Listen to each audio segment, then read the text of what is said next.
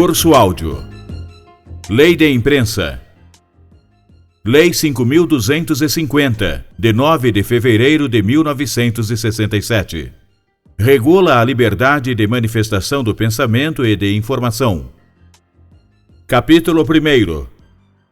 Da liberdade de manifestação do pensamento e da informação.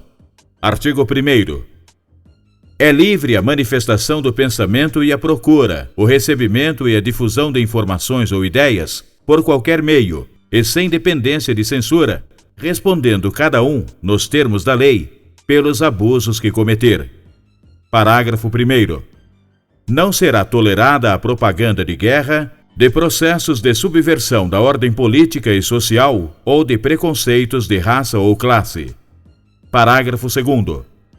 O disposto nesse artigo não se aplica a espetáculos e diversões públicas, que ficarão sujeitos à censura, na forma da lei, nem na vigência do estado de sítio, quando o governo poderá exercer a censura sobre os jornais ou periódicos e empresas de radiodifusão e agências noticiosas, nas matérias atinentes aos motivos que o determinaram, como também em relação aos executores daquela medida.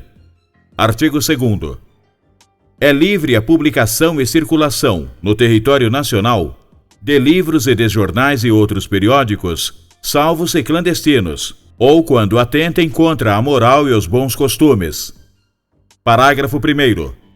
A exploração dos serviços de radiodifusão dependem de permissão ou concessão federal, na forma da lei. Parágrafo 2º. É livre a exploração de empresas que tenham por objeto o agenciamento de notícias, desde que registradas nos termos do artigo 8º. Artigo 3º. É vedada a propriedade de empresas jornalísticas, sejam políticas ou simplesmente noticiosas, a estrangeiros e a sociedades por ações ao portador. Parágrafo 1º.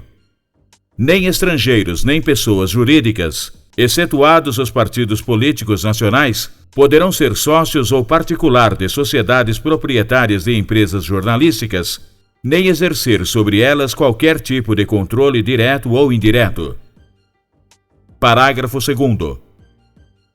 A responsabilidade e a orientação intelectual e administrativa das empresas jornalísticas caberão exclusivamente a brasileiros natos, sendo rigorosamente vedada qualquer modalidade de contrato de assistência técnica com empresas ou organizações estrangeiras que lhes faculte, sob qualquer pretexto ou maneira, ter participação direta, indireta ou subreptícia, por intermédio de prepostos ou empregados, na administração e na orientação da empresa jornalística.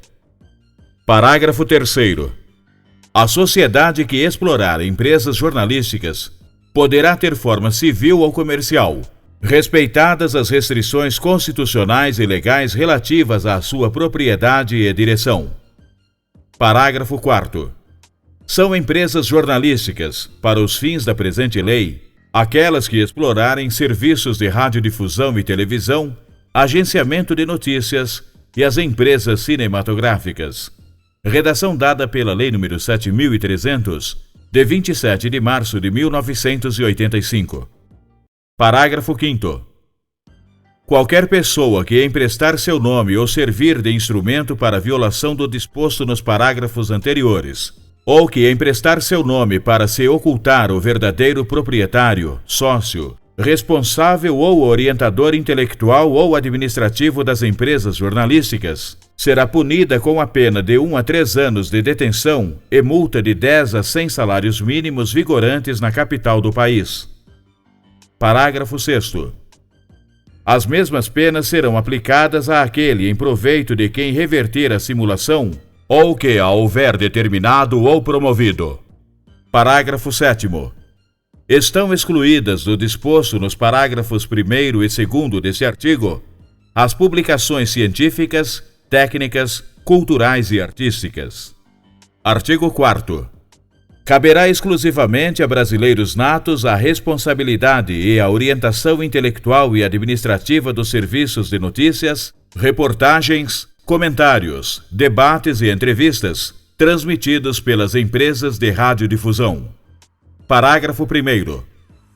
É vedado às empresas de radiodifusão manter contratos de assistência técnica com empresas ou organizações estrangeiras, quer a respeito de administração, quer de orientação, sendo rigorosamente proibido que estas, por qualquer forma ou modalidade, pretexto ou expediente, mantenham ou nomeiem servidores ou técnicos que, de forma direta ou indireta, tenham intervenção ou conhecimento da vida administrativa ou da orientação da empresa de radiodifusão. Parágrafo 2º. A vedação do parágrafo anterior não alcança a parte estritamente técnica ou artística da programação e do aparelhamento da empresa. Artigo 5º. As proibições a que se referem o parágrafo 2º do artigo 3º e o parágrafo 1º do artigo 4º não se aplicam aos casos de contrato de assistência técnica com empresa ou organização estrangeira não superior a 6 meses e exclusivamente referente à fase de instalação e início de funcionamento de equipamento, máquinas e aparelhamentos técnicos. Artigo 6º.